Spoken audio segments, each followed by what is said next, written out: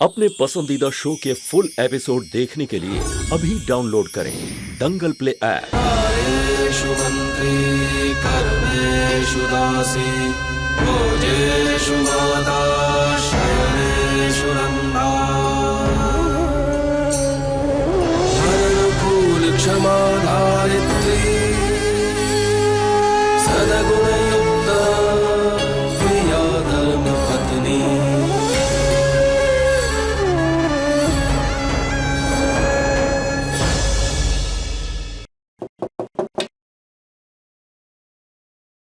कितने पैसे चाहिए? यही सवाल मैं आपसे पूछने आया था। कितने चाहिए? तिजोरी की चाबी मेरे पास है, इसलिए तुम बताओ कि तुम्हें कितने पैसे चाहिए। पर कंपनी जो मेरे नाम में है वो मेरे हाथ में। तो आप बताइए, आपको कितने चाहिए? मतलब? मेरे घर में आके मेरे ही पिता के साथ झगड़ा करना, सबके अंदर इतना दुख पैदा करना, ये सब आप पैसों के लिए कर रही है ना?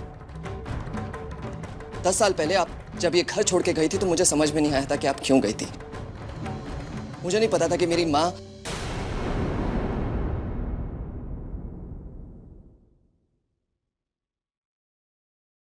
कितने पैसे लेंगी आप। आपका ये व्यवहार मेरे पिता के दिल को दुखाता है। 10 सालों तक मेरे पिता ने मेरे साथ कोई रिश्ता रखा हो या ना रखा हो, लेकिन मेरा उनके साथ रिश्ता है। अमेरिका में जब मैं पढ़ता था तो हमेशा यही सोचता था कि वो कितने अकेले होंगे। एक ना एक दिन आप आएंगी और उन्हें संभाल लेंगे। आज आपने मेरा ये भी भ्रम दूर कर दिया। आप आई जरूर, लेकिन उन्हें संभालने नहीं, अपने आप को संभालने के लिए। तो बताइए, कितने से संभलेंगी आप?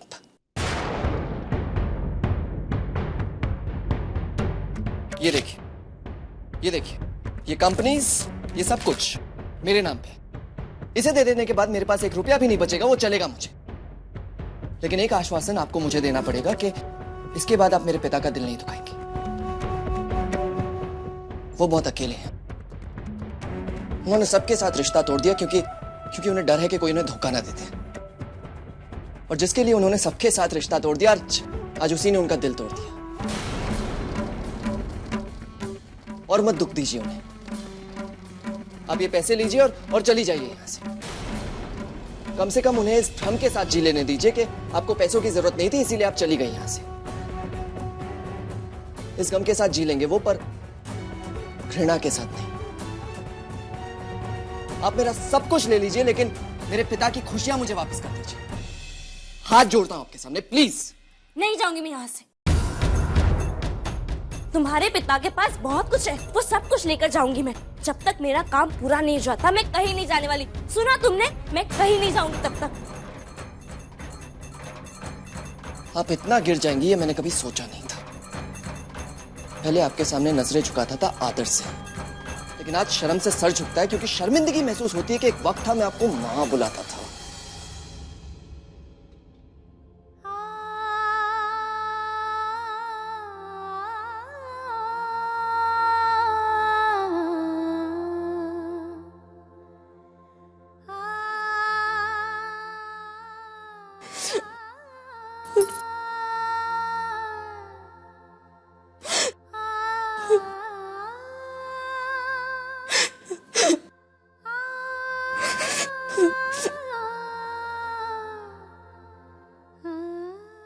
कि मुझे इस बात की खुशी है कि चाहे इस घर में सब भटक गए हो, पर हमारा सूरज नहीं भटका। कहते हैं ना, सूरज सबको राह दिखाता है। हमारा सूरज भी ऐसा ही है। चाहे सब भटक गए हो, पर हमारा सूरज उन सबको राह दिखाएगा। मैं चाहे इस घर में रहूं या ना रहूं, पर हमारा सूरज अपने पिता का, अपने भाई बहनों का जरूर ध्यान रखेगा। मुझे पूरा विश्वास है अपने सूरज पर।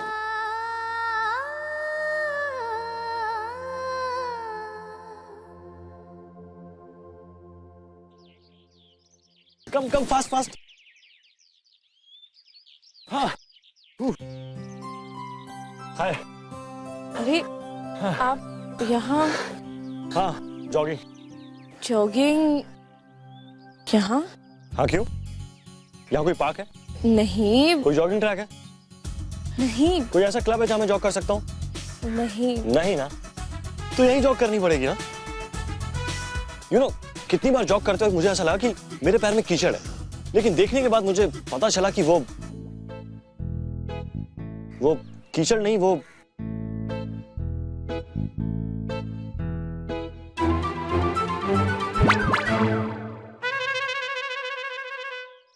ये 2 फुट मजाक उड़ा रही है मेरा।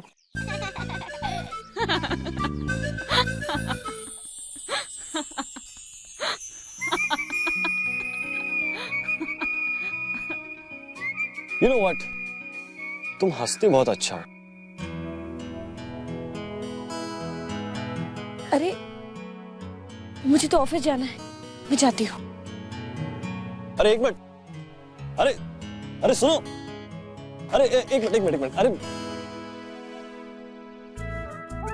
अरे मैंने तो सिर्फ इतना कहा कि तुम्हारी हंसी बहुत अच्छी है। तुम कह रही हो तुम्हें काम पे जाना है। नहीं मुझे देर हो रही है। लेकिन मैंने ऐसा क्या कह दिया? कुछ नहीं, वो बिरवा मैम ऑफिस में इंतजार कर रही है ना, इसीलिए। अरे मैंने ऐसा क्या कह दिया कि तुम्हें बिरवा मैम की याद आ गई? पता नहीं, पर जब भी मैं आपको देखती हूँ ना, मुझे बिरवा मैम की याद आ जाती है। What? मैं तुम्हें खूबसूरत दिखता हूँ? पता है मुझे कभी कभी ऐसा लगता है कि तुम्हारी बिरवा मैम फोन लेके ही पैदा हुई है। दिन भर फोन पे काएं करती रहती है। और तुमने ऐसा क्यों कहा कि मुझे देखकर बिरवा की याद आती है? ऐसा तुम कैसे कह सकते हो? वो आप उनके दोस्त है ना, मेरा मतलब आप उन्हें देखने आए हैं ना, इसीलिए। अरे मुझे बहुत देर हो रही है, मैं जाती हूँ, ठीक है?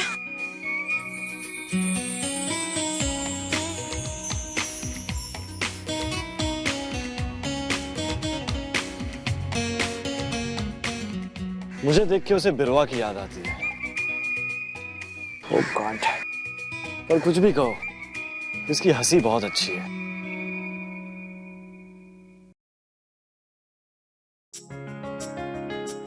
What?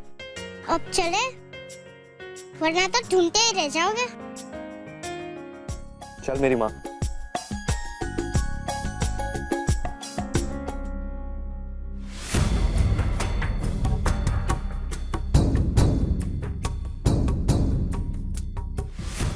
हे भगवान, कल तो बच गए, लेकिन ये हिसाब कहां से देंगे? तुम्हारी अय्याशियां, मेरी अय्याशियां, ये जो लड़कियां हम इधर से उधर करते हैं, जो जमीनें अपने नाम पे खरीदी हैं, ये तो नहीं दिखा सकते ना। और ऊपर से तुम्हारे वो लंदन ट्रिप, तुम्हारे अब्रॉड के हॉलीडेज। अब तो चुप रहिए जीजू। मेरी बहन से शादी करने के बाद भी जिस तरह की जिंदगी आपने जी है ना, वो सब मुझे मालूम है। और आप ये मत भूलिए, ये सब जो हो रहा है ना, उसमें आप और मैं दोनों बराबर के हिस्सेदार हैं। दोहरी जिंदगी जी रहे हम लोग, और ये बात किसी को पता नहीं चलनी चाहिए। अरे लेकिन इस प्रॉब्लम को कैसे सॉल्व करें अब?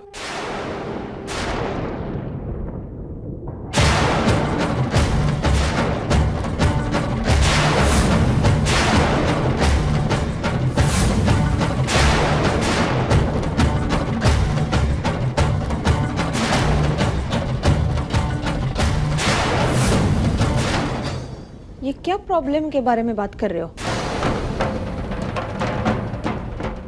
अरे कुछ तो बोलो। कहीं तुम दोनों ऐसा तो कुछ काम नहीं कर रहे हो ना कि जिससे घर के पैसों को नुकसान हो? नहीं बा साहब, ऐसा कुछ नहीं है। वो तो बिजनेस चलाने के लिए हमें पैसा खिलाना पड़ता है ना, और उसका कोई हिसाब तो होता नहीं है। इसीलिए हम तो उसी प्रॉब्लम को सॉल्व करने की बात कर रहे थे। हाँ, आप ही बताइए ना माँ, अब इन सारी बातों का हिसाब हम कैसे दे सकते हैं? ऐसी बात है तो मैं नानका से बात करूंगी, तू चिंता मत कर भोला।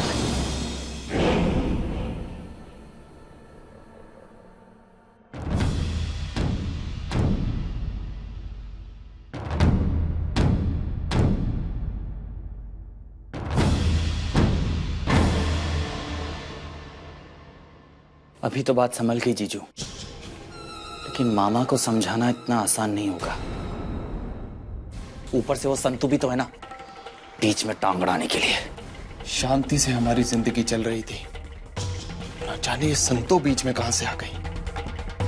और कहा था ना तुमसे, मार डालो इस संतो को। तुम्हें अचानक से उस दिन क्या हो गया था? हाँ, मुझे भी नहीं पता जीजू, मैं नफरत बहुत करता हूं संतू से, इतनी नफरत की बता नहीं सकता। लेकिन उस दिन पता नहीं उस पे हाथ ही नहीं उठा पाया।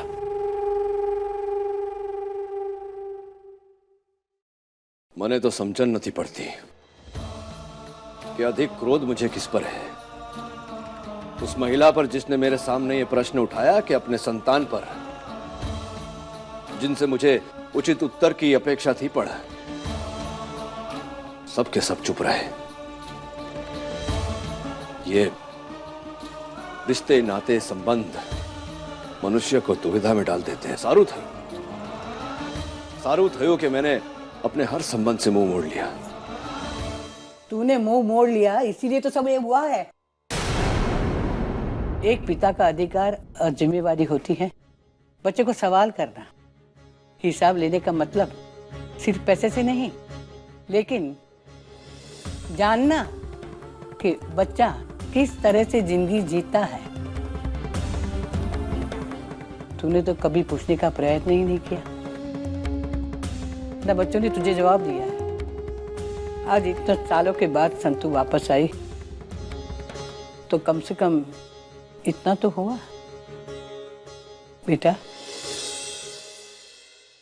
माँ अपने पति को अपने बच्चों के पिता बनाती है और जिंदगी भर वो पति इन बच्चों का पिता बना रहे, उसका ध्यान रखती है।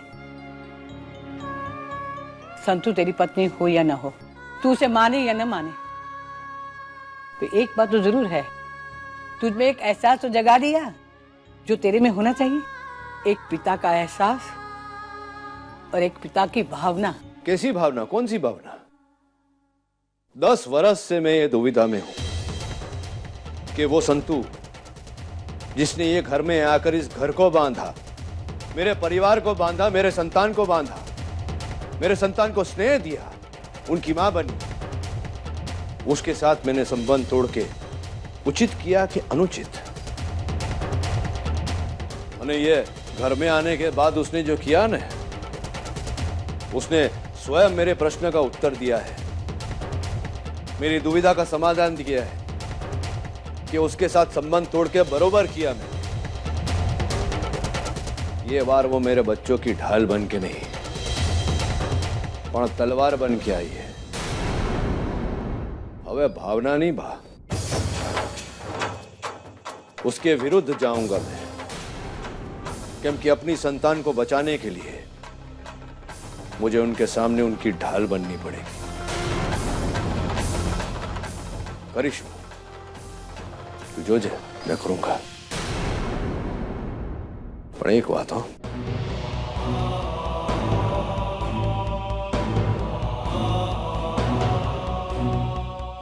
जो बात हो सबको ये बात समझा देना कि હવે मेरे से प्रेम और प्यार की अपेक्षा ना करे। एक बार सबके साथ मैंने संबंध तोड़ दिया, जो घात लगा मुझे उसको सहन कर लिया, और जो बीजी बार आघात हो ना तो मैं सहन नहीं कर पाऊंगा। એટલે तू बोल देना सबको।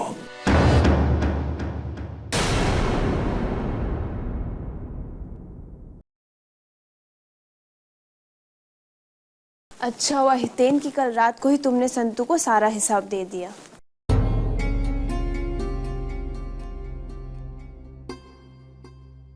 तोरल, लेकिन तुम ये बिल्कुल भी अच्छा नहीं कर रही। क्या? यहाँ बेसिए, डॉक्टर ने क्या कहा है तुम्हें कि तुम्हें सिर्फ आराम करना है और कोई काम नहीं करना है। और ये क्या करी थी तुम? तोरल, तुम जानती हो ना कि तुम्हारा 6ठा महीना चल रहा है और पिछले इन कुछ सालों में इसी महीने में कुछ होता है। हमेशा छठे महीने में पहुंचते ही हम अपनी संतान खो देते हैं। और पता नहीं तोरल, मुझे इस बार डर लग रहा है कि कहीं कुछ गड़बड़ है। और क्या गलत हो सकता है तेन? मुझे लगता है मेरी किस्मत ही ऐसी है। लगता है मेरी किस्मत में ही नहीं लिखा। ऐसा कुछ भी नहीं है तोरल, इस साल ऐसा कुछ भी नहीं होगा।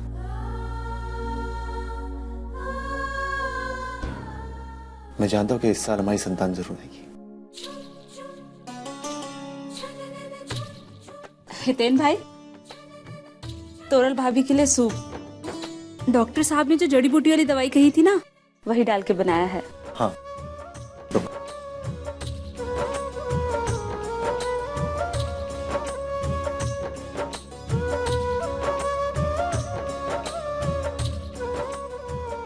लाओ। नहीं, आज ये सूप मैं तुम्हें खुद पिलाऊंगा। ओके।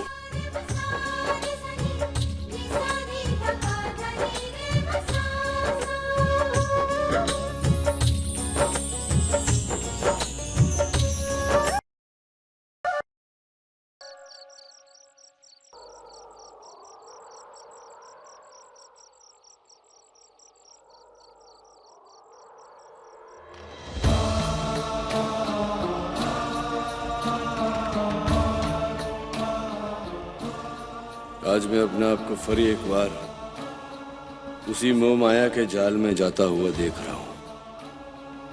अबे खबर न थी कि यह जीवन किस मोड़ पे लेकर जा रही है मुझे।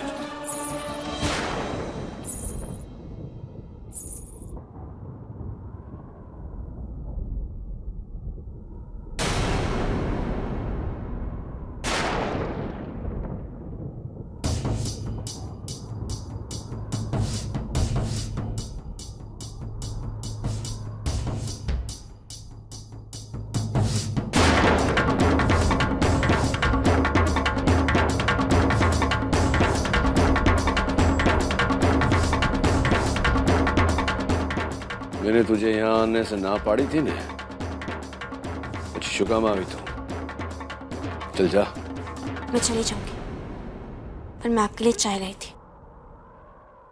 मुझे आपसे कुछ जरूरी बात करनी है।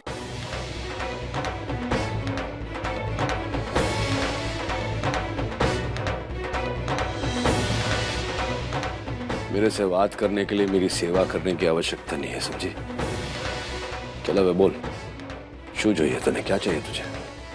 वही जो मेरा अधिकार है। मैं तेरे से निराश हूं, क्योंकि आज तेरे कारण मुझे अपने आप पे और अपने परिवार पर विश्वास करना पड़ा। कितनी दुख की बात है, आपको इस परिवार पर विश्वास है मेरे कारण। इसका मतलब ये कि आपका विश्वास मेरे तक ही कायम है। मुझे तो इस परिवार पर विश्वास ही नहीं है। जैसा तू विचारती है ना, वैसा नहीं है। फक्त इतनी बात है कि अगर तू मेरे परिवार के विरुद्ध कुछ करेगी ना, तो मैं लड़ूंगा उनके लिए। सच में? आप क्यों करेंगे ऐसा? आपने तो कहा कि आपका किसी के साथ कोई संबंध नहीं है। हाँ, बोला था, मैंने बराबर बोला था। आज भी मेरा किसी के साथ कोई संबंध नहीं। तो फिर आप मेरे लिए क्रोध क्यों महसूस कर रहे हैं? क्रोध नहीं, निराशा। क्रोध और निराशा में बहुत अंतर होता है, समझी मेरी बात? तो एक बात याद रख जे,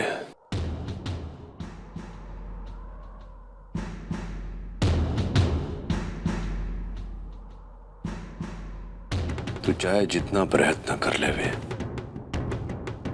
पर मैं तुझे अपने परिवार पर आघात करने नहीं दूंगा। मेरे होते हुए उन पर आंच भी नहीं आ सकती, समझी तू? नहीं आने दूंगी आंच ऊपर। नहीं पहुंचाऊंगी मैंने कोई दुख कि जिंदगी में खराब नहीं करूंगी। नहीं करूंगी मैं आपके जैसे।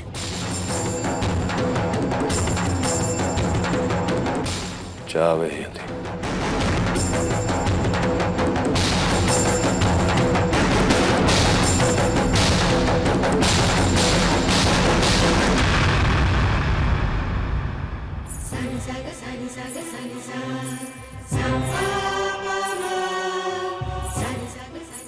क्षमा कीजिए मानी, पर आज आपकी आंखों में मैंने अपने लिए नफरत देखी और अपनों के लिए प्यार।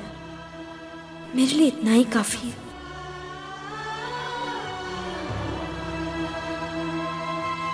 ये तोरल भाभी को सुबह दूंगी। उनका कठिन समय चल रहा है ना, पिछले साल इसी महीने आते आते। पर अगर 3 बार ऐसे हो चुका है तो डॉक्टर ने क्या कहा? डॉक्टर खुद भी नहीं जानता कि हुआ क्या है और ऐसा क्यों होता है। उनका कहना है कि शायद तोरल भाभी कमजोर है, इसीलिए बच्चा रुक नहीं पाता है और हर 6 महीने पर।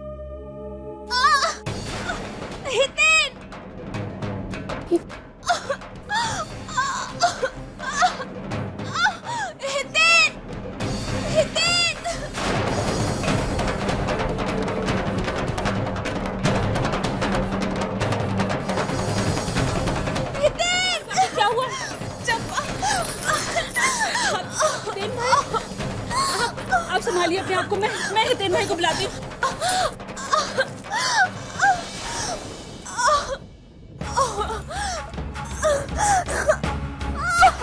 तोरल, तोरल, भाभी, लगता है फिर से वही दर्द शुरू हो गया। भी संभालिए, सब ठीक हो जाएगा। हेलो डॉक्टर, हाँ मेरी पत्नी को फिर से वही दर्द शुरू हो गया। आप प्लीज जल्दी से आ जाइए। हाँ